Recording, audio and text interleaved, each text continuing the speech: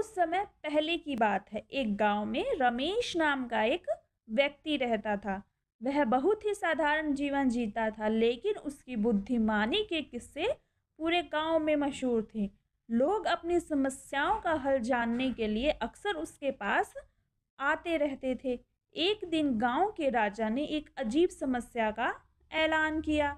उसने कहा कि मेरे खजाने से एक कीमती हीरा चोरी हो गया है। जो भी चोर को पकड़ेगा और हीरा वापस लाएगा, उसे बड़ा इनाम मिलेगा। गांव में हलचल मच गई। हर कोई चोर को पकड़ने की कोशिश करने लगा, लेकिन कोई सफल नहीं हो सका।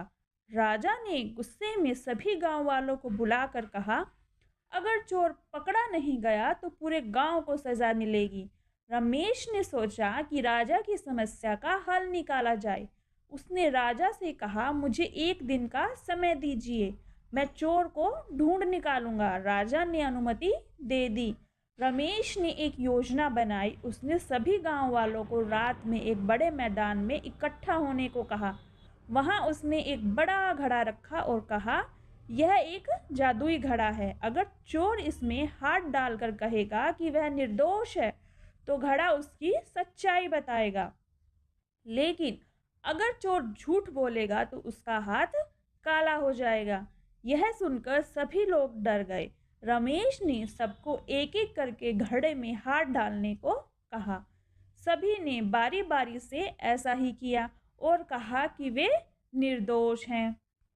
जब सबने अपने हाथ घड़े से निकाले तो रमेश ने ध्यान दिया कि एक व्यक्ति के हाथ बिल्कुल साफ थे। रमेश ने तुरंत उसे पकड़ लिया और कहा, यही चोर है। राजा ने पूछा, तुमने यह कैसे पहचाना? रमेश ने मुस्कुराते हुए कहा, यह एक साधारण घड़ा है। मैंने अंदर कुछ भी नहीं रखा, लेकिन मैंने कहा था कि चोर का हाथ काला हो जाएगा, इसीलिए चोर डर के मारे घड़े में हाथ ही नहीं डाल सका। यही कारण है कि इसके हाथ साफ हैं। चोर ने अपनी गलती स्वीकार की और राजा से माफी मांगी। राजा ने रमेश की बुद्धिमानी से बहुत प्रभावित होकर उसे इनाम दिया।